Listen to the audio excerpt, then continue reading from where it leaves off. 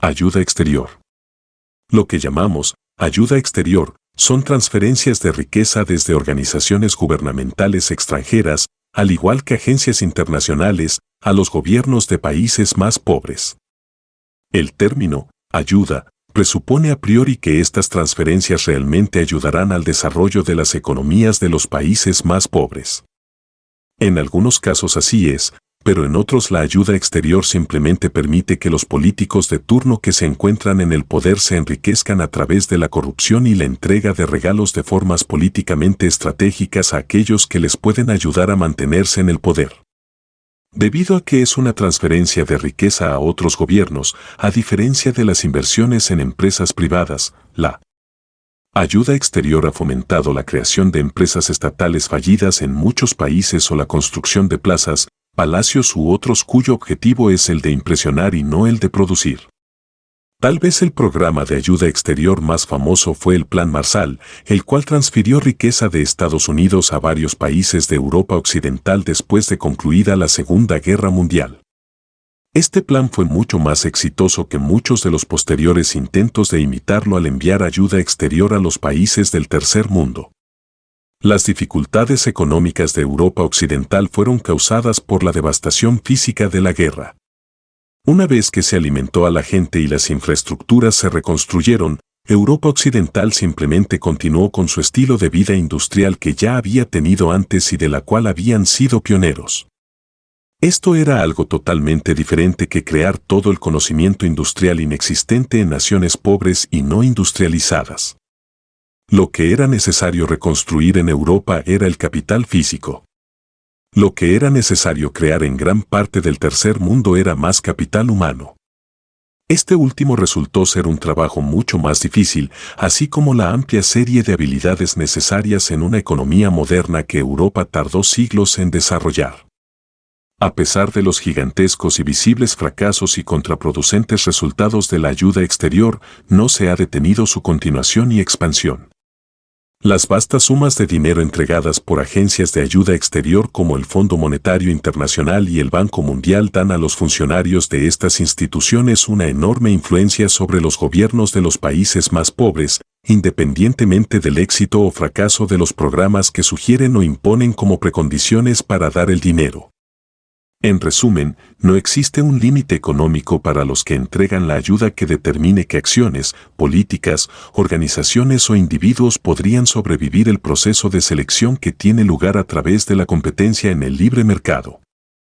Además de la ayuda exterior, repartida por agencias internacionales, también existen subvenciones directas de gobierno a gobierno, envíos de comida gratuita y préstamos que se entregan con términos mucho más benévolos que los que están disponibles en los mercados financieros y que son periódicamente perdonados, se les permite entrar en mora o son reinvertidos, al ser cancelados con los desembolsos de préstamos nuevos y más grandes.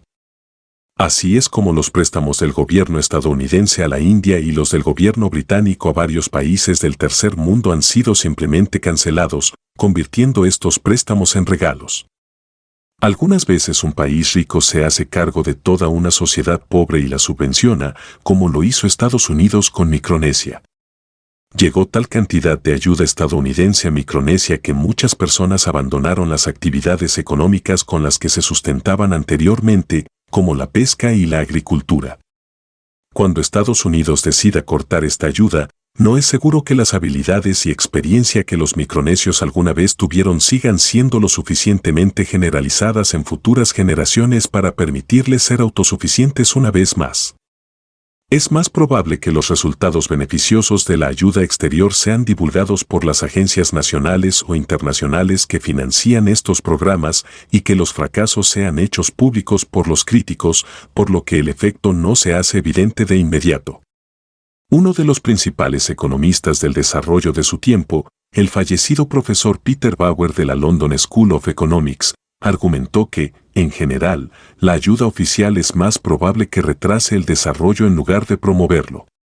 Ya sea que esta afirmación controvertida se acepte o se rechace, lo que es más fundamental es que términos como ayuda exterior no deberían insinuar un resultado que puede terminar siendo, o no, respaldado por hechos y análisis.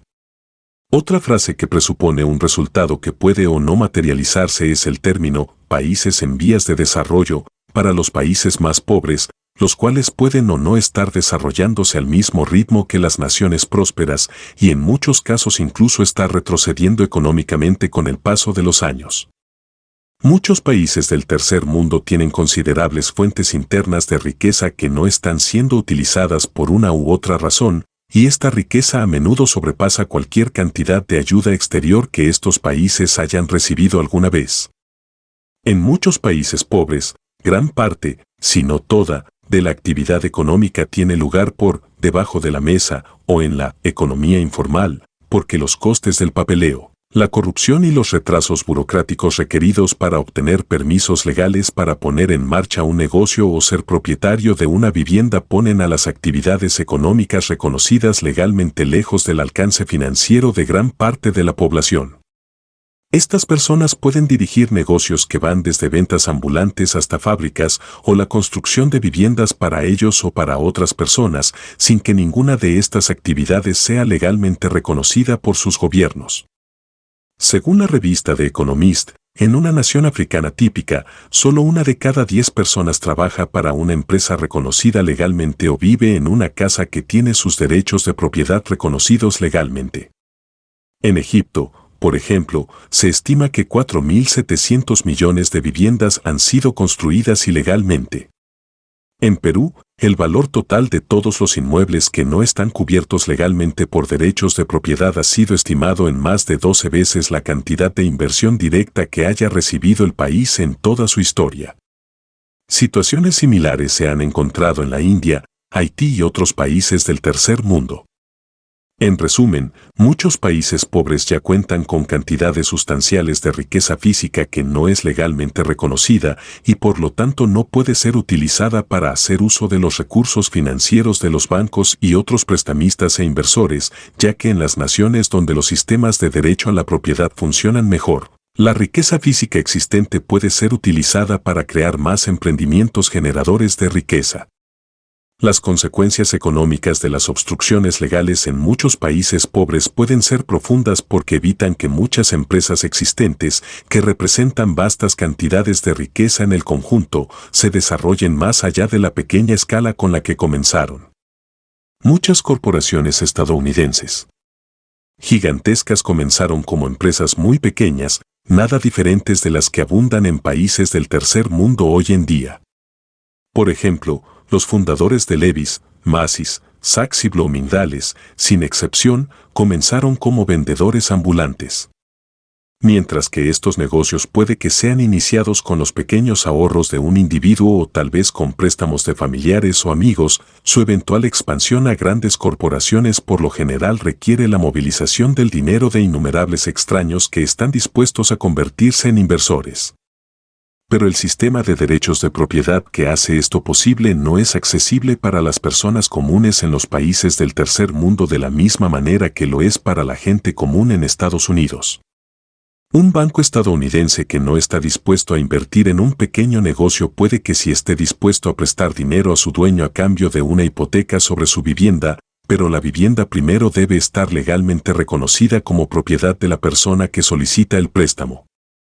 Después de que el negocio se convierta en un gran éxito, otros extraños puede que le presten dinero según sus crecientes activos o inviertan de forma directa convirtiéndose en accionistas. Pero todo esto depende de un sistema de derechos de propiedad accesible y confiable, el cual sea capaz de movilizar más riqueza incluso dentro de un país pobre de la que jamás podría ser transferida desde otras naciones o desde agencias internacionales como el Banco Mundial o el Fondo Monetario Internacional.